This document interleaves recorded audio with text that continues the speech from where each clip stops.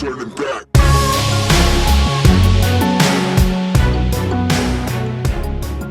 Welcome to the Lost Boy Scouts podcast. Here we are. Special LDS General Hospital edition. Yeah. 2-year anniversary. 2-year anniversary today. So today I woke up this morning and across my feed it said, would you like to add to this? And it had a picture of Lost. Oh, cool. I was like, what the heck does that look like? And then I was like, I wonder if it's an anniversary. Because I remember doing it around March, February. I thought it was February originally. And so I looked at our podcast and it was like March 17th. And I was like, dang. Yeah. And I was like, so I texted you and I was like, man, has it really been 2 years?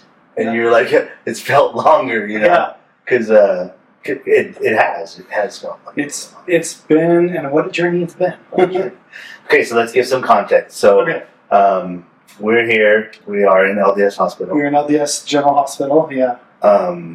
We're in the leukemia and blood-borne pathogen ward. Those of you who have kind of followed along with the Substack, you probably have some context if you're just watching the podcast. I received a kind of an urgent diagnosis thanks to some jiu-jitsu. We'll just go ahead and... Should I give the whole backstory? Should I send people to the Substack? Or what do you think makes the most sense here in the context of our conversation? So there were some things going on. Yeah. Just a little bit of backstory. There were some things going on. I noticed a couple of times where you're like, yeah, I'm nauseous, Danny. I don't... I came up to your house and we were gonna have a beer. Yeah.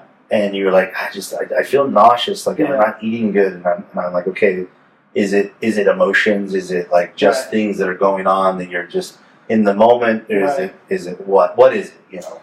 Yeah. And you were like, I feel nauseous, and so leading up to Saturday, I remember having those conversations with you. Yeah. And you go through those moments of the day-to-day life and remember things like because I thought back of like, did I miss something? Right. Well, there are things that I was missing with what was going on. We would train and you'd be like, man, I'm a little out of breath today. Yeah. I'm a little out of breath today. Yeah. And so then like in Substack, you gave the story, and if you wanted like the whole backstory of everything that's going on, I think that's a good place to go. Good place. Just go to Substack and see that. But what I noticed in Tyler was Bruising. Yeah. On Saturday. Saturday was the opening of Timpanogos Jiu-Jitsu Club. Yeah. Wanted to really get out and support Anthony and his amazing gym. It's going to be such an awesome place for people to come learn the sport, and I really wanted to support. And I knew I wasn't feeling 100%. Like that fatigue had really kind of taken over at that point. But it was the bruising after that should have been probably the first red flag. I can go back and I can say. Yes, and you'll notice if you go back and listen to Substack. That I do mention Monday. I noticed bruising and bleeding as well, but it was a little less concerning because of other things going on, other factors that I was maybe playing God a little bit on my own part, just saying. And as we go on, while we're in the hospital, we may have people coming in that we may need to turn this off, and you'll just come back on. Well, we'll just roll through it. All my care facility here at LDS is incredible. They have asked for some privacy. They don't want their faces or their badges typically scanned. They, if I'm referencing my doctor or my care team, I will probably just say like Dr. M or Dr. B or. But one of the reasons I was brought to this particular hospital is, besides here in Huntsman, they're the best at this particular form of leukemia. It is, from what I understand, it is a genetic mutation, but is not a genetic pass down of leukemia. They were pretty good in catching it in the blood work in Heber, but they very quickly realized that they didn't have the staff or the skill to treat the blood. So they set the blood test down here, which prompted me to get down here as soon as possible in kind of an emergent situation. Yeah, when Tuesday I was at work and you had called a couple times, I was like, what the heck? Because you never really called a couple times. I remember I was like, hey, should I call you back? You're like, yeah, you probably need to call me back. Yeah. And when I first got down here today, I was like, I wonder why LDS as opposed to Huntsman, but it makes sense that you were at an Intermountain. And as long as they can do everything here, and like you said, that the doctors argue, like, we know what this is, we are going to be able to fight this. I was here today when the doctor came in and gave us really, really, really positive news. Like, he was super positive. He was like, man, we are doing this is doing what it's supposed to be doing. Your levels are doing what they're normalizing. And he's like, adjusting some of your schedule of how you get things so you can sleep a little bit better. So you can receive your medicine just in a more consistent. Because right now, everything is so chaotic anyways, right? Before we go on, I got to ask you, is it okay for lights blinking on these things? Or should it be positive? It should be solid. Yours is blinking. I think we're good because we can pick that one up there. So let's just roll with it, and we're going to get the audio we get, and I think we'll be good between the three. So busy with the three of us. So then, we're when he came in today, it was like awesome news, And it is part of what he said is this is what the foreseeable weeks will look like. Of just being here in this room, and it's you come into a hospital, and I have these expectations of seeing you like attached to everything and like seeing my best buddy, like just not how I normally would see you, right? And I had some anxiety today when I was talking to Preston and my family. But when I got here, I was like, it's actually not what I thought. It's hospital feel for sure. But you're in a different ward where like it's pretty quiet over here because of the severity of some of the things that go on here. Right? I have a very, very unique form of leukemia, and I'm going to pronounce it wrong probably every day until it's gone. Acute promyelectric leukemia. So it's still like APL. We'll just call it APL. It is rare and aggressive, but it's also one of the ones that they know how to treat. It has a 90 to 95% early catch, cure rate. They feel like they caught it pretty quick. I was still on a high risk of things, but the way I'm responding to the treatment so far, and the fact that I was able to get into treatment and admitted so quickly, that we've seen a lot of positives. But there's other people in this ward that have different forms, and really what essentially leukemia does is it shuts off your immune system. So it's, my first risk was I was a bleed out and or blood clot risk. That they had to treat that before they can even get into the leukemia side of things. But then while they're doing that, you have to realize that you could get an infection, or you could get some weird bug, and that could actually be what trips things up and makes you worse rather than the actual leukemia itself. Yeah, because your immune system is so compromised. It's so compromised. Well, and so going back to like that Saturday when we noticed the bruises, that's the thing that you noticed today. Is the doctor came in and he wanted to make sure there were no new bruises, and if the bruises hadn't gotten severe. And in my mind, I'm like, really? These things are severe. They are all over Tyler's body. They are very big. They are very black. They're very purple. They are very pronounced. That there's some serious bruising. Especially like on your thighs and in your stomach. Where the first one that we noticed, look at the size of it. If you can see past my PICC line here, obviously there's some trauma from the PICC line where they give the drugs, but there also was an IV. But like, this is because my blood isn't clotting, and this is a good example of what's probably 40-50% of my body. Agreed. On my stomach, and they weren't that big after rolling, but they were black color. The color was really what. And if you look at the D-Day plus 2 Substack pictures, I have kind of your typical jiu-jitsu pinch. It gets black and blue, gets ugly from whatever somebody grabbing, and then you have the converse of that is like this actual type of hematoma that it should have been an indication to go to the doctor right away. And that's one of those things like what we'll cover like eventually later on in a little bit of just like that when to listen to your body and when to like really like go. Because I think going back to what we've talked about before, just as men, that we're not built to like go to the doctor every day. You get bumps and bruises. You get your nuts start to hurt, your butt starts to hurt. You're like, I ain't going over there. Yeah. I'm not letting that doctor touch my nether regions. I remember one time I had to go to a doctor's, so I go to because I've gotten a vasectomy. Yeah. Sometimes the little cord, the little clip, kind of gets a little irritated. Mm-hmm. I've never had any serious thing, but I've had some problems where like my balls hurt. Yeah. Like really bad, and I'm like, man, this is gonna get checked out. And like you go to the bathroom every 5 seconds, and you're like, what the world is going on? And you look up, there's you can get an infection on the backside of your on the backside of that the vasectomy cut, right? Yeah. And I go to Park City right before jiu-jitsu because it was hurting pretty bad. And I go to the Intermountain Medical in Park City. But anyways, I had to go get a check, right?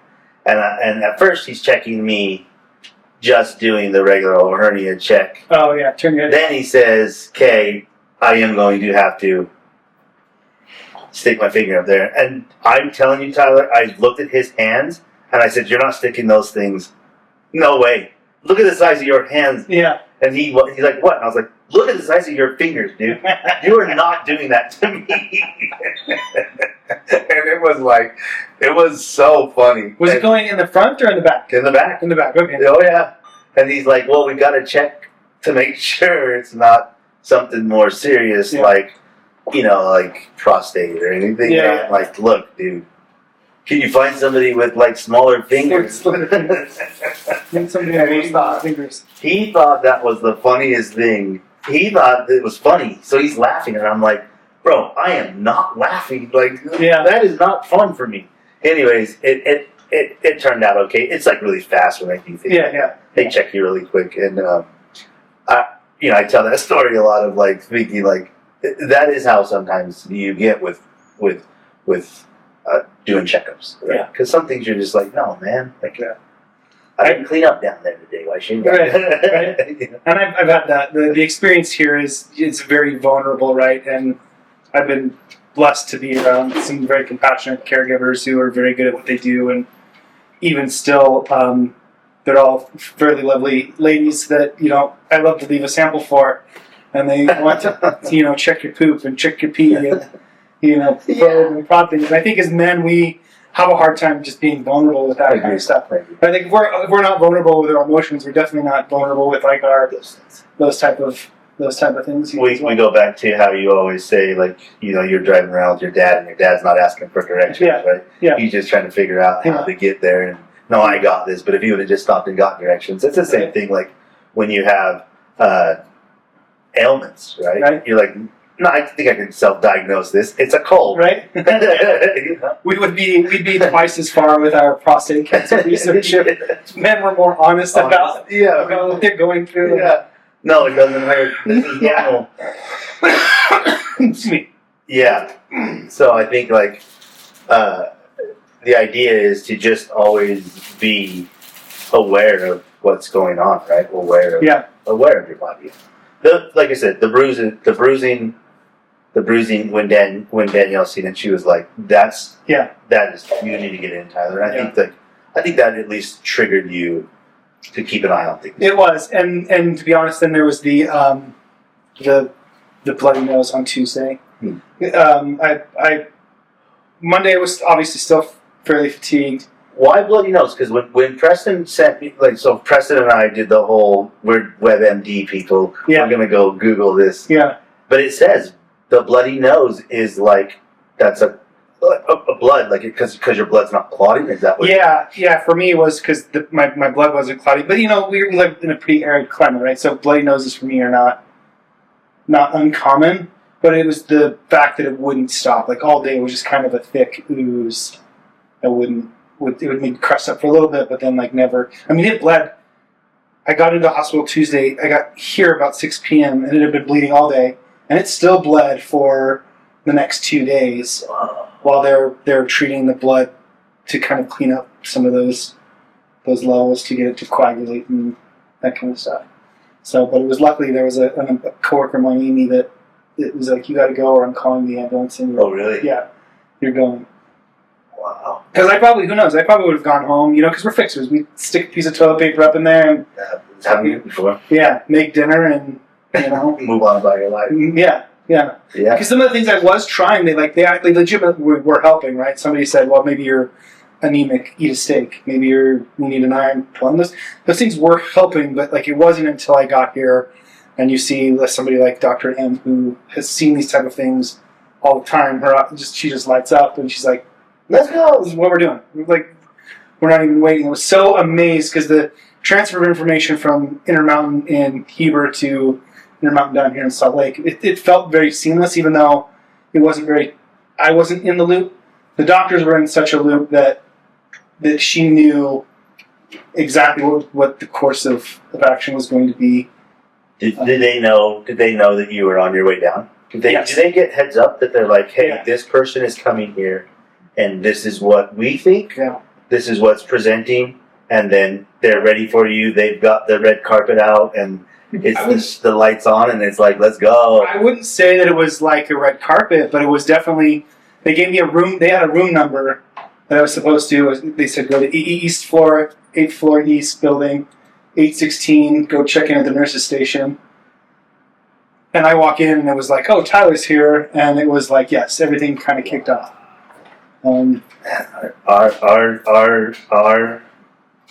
Our medical, sometimes they get bad raps, right? And then you have an experience like that, and you're like, nope.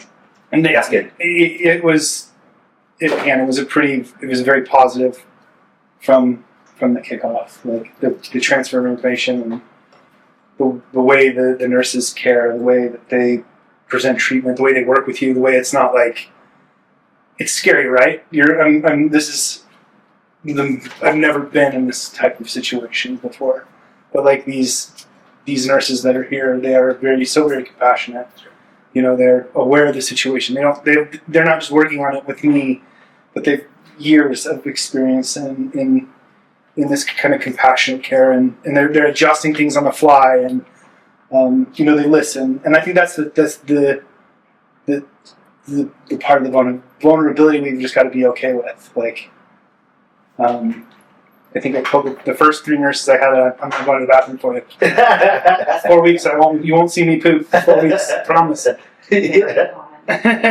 Most people don't want to. Yeah. So. Yeah. All right. Thanks. You're welcome. Appreciate you. Anything else? No, we're good. See you guys. See ya. Yeah. So it is hard. It is hard to adjust. Like just this last 5 minutes of this. Come in and do this while you and I are talking. Yeah. There's no. She doesn't even waver. Yep. And we're lucky to be around a lot of first responders, a lot of military, a lot of medical background people in jiu-jitsu, just in our little community. And they have the same kind of like caregiving like feeling about them. Like Dr. Doug and Jesse. And, all the military guys that we train with, that they're like genuine people, right? And so I think for all intents and purposes, like, could you have went sooner? Of course. Sure. Could we say that? Yes. But does it change the outcome? No. Doesn't change that. Doesn't change anything. Maybe you would have been here a couple days prior. Yeah. But it doesn't change anything. Maybe in that moment, there was something else that came up that God had a different plan for that day. Right? And so now that you are here, we got the doctor that came in. I think we just talked about this. That he gave such positive feedback about what's going to happen in the next little while, and the reality of it is that this is just a small moment. Yeah. In a big picture, right? It's just a small moment of your life, and while we make adjustments, and I don't get to see it every day. Yeah. I can't see it every day. I can come here. A lot. And hang out, and the kids are with great. Yeah. They're with their mother, who loves them very dearly. Yeah. And your mom's here, of course, she's amazing. Yeah. My parents are close by, and it's amazing. This kind of like, you don't want to throw clout on this for the sake of the podcast. This isn't how I would want to advertise, but like there are people that care. I've woken up to hundreds of messages of people checking in on you. I am going to be in the hospital for the next 30 days. Right. right? If we go back to Tuesday, right? Tuesday evening will be a full week this coming Tuesday. It's now Sunday. You know, barring some sort of additional miracle or something like that, right? I will be here, and so my worry is, will that trickle off in the end? I don't think it will, but like, it's cool to see how many people just kind of come out of the woodwork that are rooting for you. But take care of yourself, man. Like, I could see there was a definite path on Tuesday where I could have said, no, I'll just sleep. I'll go back to sleep, and who knows? You know, I could have bled out and had a blood clot in my sleep with my kids sitting there, or something really terrible could have happened if I had not listened to people that knew more than me. Yeah. Intuition and just being like, you know what, I'm going to go get this like that. Yeah. Because that whole post was pretty ominous. I got a couple phone calls that were like, everything okay with Tyler? Because that post was ominous. It was, at first I'm like, this is just being funny. I didn't realize, like... It was very ominous at the very end. At the very end when I was like, well, that shit escalated quickly, I didn't really know how to handle it from there because I was thrown in it. Like, it went from, literally, I'm showing my wristband, I'm at the urgent care thinking, he's just gonna, you know, powder my nose or whatever a little bit and tell me to man up or throw some sawdust on me. No, you're fine. Yeah, no. But you just take a cotton ball up your nose. Yeah. It literally went from, 0 to 120 in 2 hours. And so it was trying to figure out. And then once you're in the middle of the treatment, you're like, there wasn't like I could like put up a post, right? I had to figure out like, okay, how do I disseminate this information so I'm getting good, accurate information, but I'm not just trying to chase clout. Sure.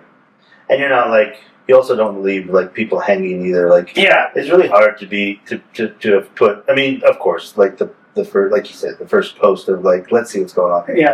Is funny, right? And then you realize the severity of everything. Yeah, this is not fun anymore. The joke, yes. In the moment, it was still just teasing. I know, and I definitely think I could have taken the first doctor, for sure. Yeah, he'd have tapped. Nice. He'd have tapped. Yeah, and so now we I mean, like that was the whole idea of this is to give everybody an update, to never falter, to always stay consistent with what we're doing, even through the toughest of times, which, in all reality, intents and purposes, this may not be the toughest thing that we go through or that you go through. There could still be, there could be more on the horizon, but we always take that ability of like, this is just a moment of life, and the greatest thing has not even happened to us yet. The greatest thing in our lives has not even happened yet. Right. I think the interesting thing is too, right? I faced mortality losing my brother, but it ramped it up a little bit, level. Okay, now this is my mortality, but there's a little bit of separation there. But at the same time, like, okay, I do remember being very emotional, kind of welling up, thinking about my children. I distinctly remember having a kind of that two wolves thought in my head, right? Which one do I feed? Which one do I feed? And I had this like distinct picture in my mind of my youngest standing in front of the door when she's little, not wanting me to leave for work, and she's standing there, and it was a very kind of clear analogy where I'd already heard this 90%. Like, we're not even going to think that. And yes, there may be some miserable times ahead. I don't know. I'll be honest. I've been very impressed with how easy it has been so far, and knock on wood, like, it'll continue to go that route. There was one night where it was like, things are beeping, I'm uncomfortable, I'm new to all of this, I'm not sleeping, I got a headache. And I could see my brain, okay, I'm routed back at that intersection again. I'm routed back. Even though I've seen this personage standing in front of this doorway that I'm not supposed to go down, this is going to be a daily choice to not even think about that. We're gonna feed the positivity. We're not gonna be toxically positive. We're gonna realize that there's gonna be days where it's sick and it's slow and it's okay. And that's okay. Slow down. Slow down. Let it be. But don't feed that. You've lived the hard life. Yeah. You just lost your brother. You've had all these hardships. This could be you just become that 10%. It would have been very easy to just say, this is it. I'm so tired. I'm so exhausted. Let's just feed that wolf and mark it up. But that's not. I didn't feel like that was the conversation I was willing to entertain with this personage. This picture stuck in my mind. This person I wanted to get out that door. And surrounding yourself with people that build you up. Yeah. Is key too, right? Yeah. Because like, man, you bring in, if you don't have that community that you built, or the people that you have in your life now because sometimes you have to cut people out of your life in order to have a positive life. And it's nothing against them. It literally is nothing against them. Yeah. It's just that they're not serving you a purpose right now. Yeah. It's so funny. I just clipped a caption from Joe Rogan who said something just very much like that. Like, you have to be okay. It doesn't matter who they are. If they're not adding to it, if they're detracting, take the pruners out and prune it. Yeah, clean it up. Yeah. And so, as we, just because the kids are coming down, we don't want to sit in here. We could talk forever about these kind of things, right? Yesterday we had a belt test, which was amazing. To see some of these people persevere the way that they have. I'd like to give a real big shout out to Loie. Loie is a young woman who's just a couple years ago was in a very, very rough place. Very rough place. And she has persevered. Jiu-Jitsu has helped her immensely, and the way she tested yesterday was awesome. They surprised Zach and Spencer yesterday that they didn't even know they were going to be testing, and they tested for their purple belts with everybody doing the blue belt stuff. And those dudes, they started out a little cold, and then when they hit their stride, they really hit their stride. And then Grant, of course, Grant, man, knocked it out of the park. Good. That dude looked amazing. Who ended up boogieing for him? Will. Big Will. Dude, Will was his partner. Oof. Yeah, and he threw Will around. Will made him look amazing. Good. We've talked about Chris Lango before. Yeah. His partner was Tripp, and he threw Tripp a couple times. Tripp's walking around a little gingerly today. That's good fun. It was fun, and then Big Dan got his purple belt. I was so stoked to see that. I love that guy. Could not be a bigger heart in the gym. Talk about finally. Yeah. You see that guy finally. You're like, yeah, duh. Yeah. He's been a purple belt. It feels like he's been a purple belt for a while. Yeah. And Professor had really good stuff to say of why, just the way they look at things and stripes and belts, like he always says, so that people don't get discouraged. They presented Anthony with a big poster. Oh, cool. Of the black belts, Mike's black belts, the one that we have on the wall. Nice. It makes you longingly man, I can't wait to be on that row of black belts, And they talked about just supporting Anthony and being there for Anthony and wishing him all the best, and how he's going to now be, instead of a jiu-jitsu teacher, he's going to be a marriage counselor, a therapist. He's going to do all these other roles that the gym owner requires. And it was really cool. He was stoked because it's where his home is there, right? It's just an extension of life over in Heber now, And I didn't realize how close the Gracie Barra is to. You drive past Anthony's to get. You would have to drive past Anthony's to get to the Gracie Barra. Yeah. So Anthony said he's gonna just throw a bunch of jiu-jitsu stuff along the street so that people can turn in there, and you get excited for those guys, and it feels great to be a part of that community, Yeah. And while we've only been doing this for, seems like longer than 2 years, but this is our community as well. It absolutely is. And the people care. They want to know, and they want to see what we're going through, and this is it. We live our life, for all intents and purposes, behind a camera sometimes, and behind a microphone sometimes, and we put it all out there. We don't sugarcoat very many things in our life, because we want it to be real. We want it to be authentic. Yeah. And this is as authentic as it gets. About as authentic as it gets. Yeah.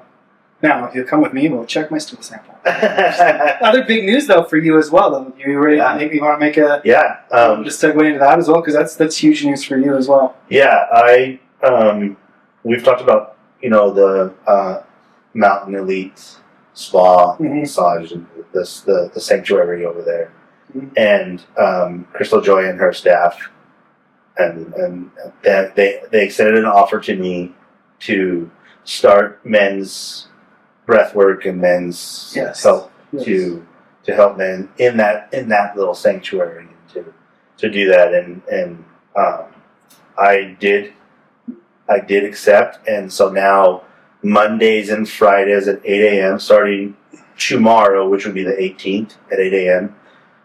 We're going to be doing breath work and men's classes there for the foreseeable future. Nice. 5 spots available. You can go to their website. You can go to Mind Body app and look up the sanctuary. Look up Danny. It was crazy. I went over there. They set up my little account. They, it was awesome. It was really humbling. At the point of like, man, it's here. It's happening. Things are going the way that we see them going sometimes. Yeah. Right? Of course, this changes things, right? Because I'd like my friend there with me, but this is where it is right now, right? Yeah. And so on Mondays and Fridays, 8 a.m., we'll get together. We'll breathe. We'll do some routine stuff. I'll teach some routine stuff. And if you want to salt in sauna, we can. There's the ability to just book time with just me by myself, and I can teach you what we do in the sauna, how we approach sauna, breath work, and the salt room, which is great for just respiratory and health. I was telling Tyler, you go into that place, and sometimes you go into places where you feel so comfortable there, and what they do there, what Crystal Joy has done there, and their staff is amazing, and so I'm blessed for that opportunity. I'm grateful for it, and I tomorrow got my first clients going, and congrats, man. I appreciate it. High Life Breathing is my own personal website, my own personal. If you're looking for things to work with me, and we're really trying to get back to growing the jiu-jitsu community, the men's health community. With everything that just happened with Tyler, it puts back into perspective that life is short, life is fragile, and this little time that we have here on this little rock is so important to build connection, to have this, and it is what it is at this point, right? And you'd be happy and 100% every day. Yep. We're just going to attack it one day at a time. Yeah. Well, cool, man. I'm proud of you. Thank you for supporting me, being part of my care team. Thank you. Check out the Substack if you are looking for those day-to-day updates. If you text me and I don't get back to you, or you message me and I don't get back to you, I apologize. I'm blowing up. I'm doing my best to push those out in a way that kind of keeps my own mental health in check. And so we really appreciate you supporting our journey, and check yourself. Like, don't be afraid to ask for help. Don't be afraid to seek outside assistance. There are some smart ass people out there that care, and that they don't care at the same time, right? They're not going to laugh at your poops or your screwed up schlong from your vasectomy or right? They're going to take care of you. So I got nothing else, and I'll be here. We'll probably do one more episode from here before we're in outpatient, and fuck cancer. No quarter's going to be given. We're going to just tear right through the shit. Yep. We'll tap it out. 100%. Yep. For sure. Yeah. All right. Cheers. Rise up, no turning back.